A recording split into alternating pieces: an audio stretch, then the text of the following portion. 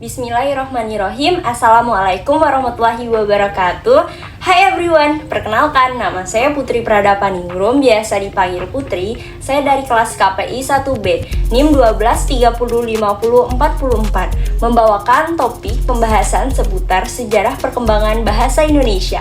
Nih sebelumnya, siapa sih yang nggak tahu dengan mata pelajaran yang satu ini, yaitu bahasa Indonesia? Pasti semua sudah pada tahu kan, bahasa Indonesia itu adalah bahasa resmi negara kita yang biasa juga kita terapkan dalam keseharian. Sebelum kita mempelajari lebih dalam bahasa Indonesia, lebih baiknya kita tahu nih, gimana sih throwback cerita sejarah kelam bahasa Indonesia. Perkembangan bahasa Indonesia secara lisan maupun tulisan berkembang mulai pada saat terbentuknya di tanggal 28 Oktober 1928 bersamaan dengan momen Sumpah Pemuda. Setelah terbentuknya bahasa Indonesia dan terus berkembang seiring berlakunya ejaan Van Ophuijen, Suwandi, Melindo, bahkan sehingga keejaan yang disempurnakan pada saat ini yaitu EYD. Ada beberapa contoh sederhana bagaimana bahasa Indonesia dengan pesat mengalami perkembangan. Bahasa Indonesia yang telah dikenal oleh khalayak umum merupakan bahasa Melayu yang menjadi language Nusantara pada waktu itu. Bahasa Melayu telah ada dan digunakan terlebih dahulu. Keberadaannya, bahasa Melayu pun dapat ditemukan dalam saat persiapan Kongres Pemuda di tahun 1926. Para pemuda masih mempermasalahkan tentang sebutan Bahasa Persatuan Indonesia. Kemudian ada usulan nih dari M. Tabrani mengusulkan bahasa Melayu diganti dengan istilah bahasa Indonesia, dan hal ini pun disetujui bersama pada tanggal 2 Mei 1926.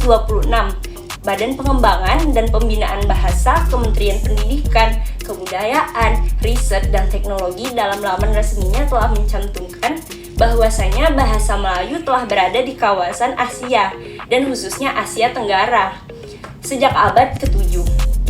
Pernyataan ini juga tentu didukung oleh adanya beberapa prasasti seperti Prasasti Talangtuo di Palembang, bahkan Prasasti Karangbrahi di Jambi. Keberadaan prasasti-prasasti ini telah ada sejak tahun 680-an.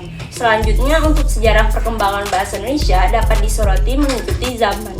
Melalui zaman Sriwijaya yang menggunakan bahasa Melayu untuk menjadi pelajaran kebudayaan dan hingga pada saat penyebaran agama Kristen oleh para pendeta-pendeta dan orang Belanda pada saat masih berada di Indonesia.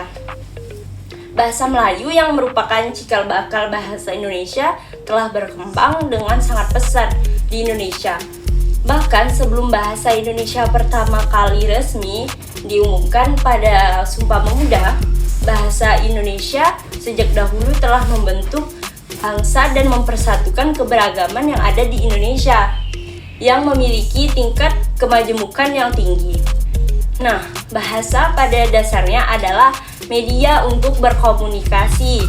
Ternyata memiliki eksistensi yang lebih baik lagi. Bahasa mencakup hampir seluruh lapisan masyarakat, bahkan kebudayaan itu sendiri.